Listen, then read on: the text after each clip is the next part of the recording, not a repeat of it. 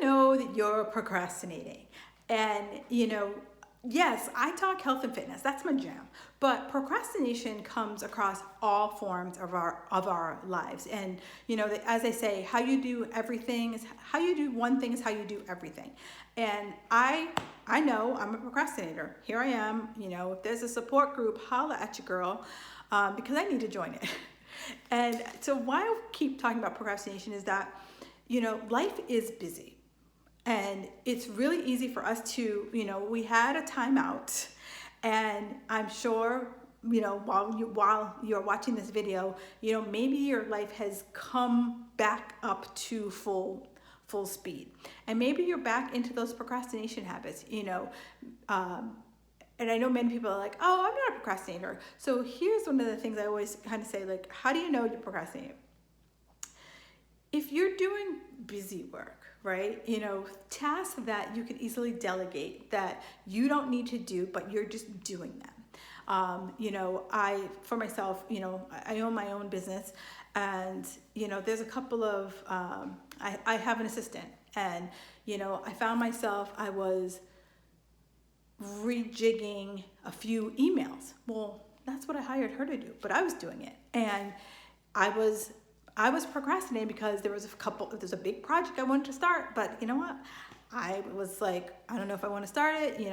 All the negative Nancy talk started to happen. And I was like, well, if I just do these emails, set these emails up, I'm busy, right? So I don't know how many people feel like that. The other way you know that you're procrastinating, I know I'm guilty of this too, is I'm going to work out. I have my phone, and I am sitting in the locker room, and I'm scrolling through Instagram, right? Because that's going to give me my workout for the day. That's really going to get my heart pumping and my muscles burning, right? That's really going to be a helpful workout. Or maybe you're someone who's like an email junkie. My husband's an email junkie, right? He can be sitting on the edge of our bed reading emails, or he can be in our car reading emails for like an hour after he's gotten home from work, right? Are those things that you find yourself doing? Or maybe you tell yourself, you know what, I work better under pressure. And the same thing again with health and fitness. So many people will come to me, hey, I'm going on vacation in 2 weeks, what can I do? Good luck to you. Pray, right? Because that's not how our bodies work. And if we continue to do that to our bodies, eventually our body's going to give us the finger. It's going to be like, go fuck yourself. All right?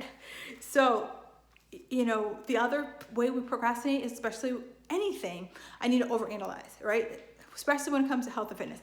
I need to find the perfect diet, the perfect cleanse, the perfect this, the perfect that, blah, blah, blah. What are you doing? When you ask 500 people, what are you doing? What are you doing? Did it work? Blah, blah, blah. And you end up like, so overwhelmed over information overload that you're like, you just sit there and you're like, I don't know what to do with all this stuff now, right? We all fall into those buckets. So how do we get out of that procrastination bucket? Like, how do we pull ourselves out? And one of the biggest ways we pull ourselves out is change your environment, right? So when I'm working, I work from home. I typically work, I have a small office in my house, but I will spend time at my kitchen table, and I can spend hours at my kitchen table, hours. And in the morning, I like to have some coffee. I will watch the morning news, and I'll be checking some emails and getting back to some clients. And that's the morning is when I do my busy work. And sometimes I could go down a rabbit hole of, don't even know what rabbit hole I can go down. The other day I was going down a rabbit hole about Kurt Cobain. Knowing how many albums Kurt Cobain did before he committed suicide, was that going to change the course of my day? No, but of course I needed to know the answer to that. So Google down the rabbit hole, and I went down a deep rabbit hole. And one of the ways that I know that it's time for me to just like pull up and leave is there's a TV show called Hot Bench. And when Hot Bench comes on, I'm like, oh, I spent too much time in the kitchen. It's time for me to get up and work. So that's, for me, I have to change my environment. I go sit at my desk, and that's when work Kim comes online, and I start to get stuff done. The other thing is I put reminders around my house, reminders of what are my goals? What am I working to achieve, so that I find myself fluffing off. I'm like, all right, Kim, get your shit together. It's time to get back to work. And ultimately, like I said, we had 2-ish months of pause. And now, by the time you're watching this video, we might have been getting back into the groove, or maybe we still feel a little like a toddler trying to take their first steps.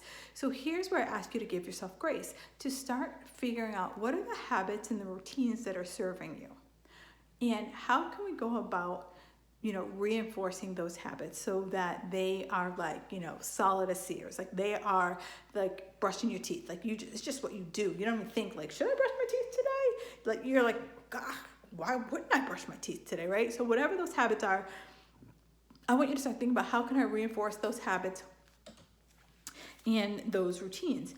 And commit to yourself, right? Just like you commit to a friend, right? You have a friend who asks you, hey, can you pick up can you pick up my kids, or can you babysit my kids? You wouldn't blow that friend off. You wouldn't be like, oh yeah, and like leave their kids standing out in front of school. You would be like, oh, I gotta make sure I'm there at 3:15 or whatever the hell school gets out, right? You want to do that. So I want you to have that same accountability to yourself. And if you don't have that accountability to yourself, that's when you work with a coach. That's when you work with a friend who will hold your feet to the fire. I am that friend who'll hold your feet to the fire. I have a good friend. She and I, we text each other once a week. We're like, all right, what are you working on this week? And I'll say, this is what I'm working on. And Thursday she'll be like, all right, where are you with what you got going on? Because I'm very guilty of sprinting to the finish line. If you tell me something's due on the 31st, I'm going to wait to the 15th and check to see how hard it is. And then probably the 25th, maybe the 29th, I'll get to it, right? Because that's how I am. So I really want you to start thinking about, do you need someone to help hold you accountable to help you achieve your goals? And lastly, patience, right? I have no patience. I will openly admit that. But with patience, you have to say, this is where I want to go. This is where I want to go. And in order to get there, I have to have a process, right? I can't just focus on my progress. I have to have a process to get me there. And I challenge you to start thinking about, what is your process, right? What's going to get me the sustainable result that I want? And that's where I'm going to leave you. Procrastination is one of those things we're afraid. We're afraid of our minds trying to protect us from the unknown. But if I start building great habits, great routines, great processes, my brain will start to chill out and say, you know what? We're safe. We're safe to try. We're safe to go. We're safe to do. All right, I'd love to hear your feedback. Are you a procrastinator? What do you procrastinate on? Leave me a comment below.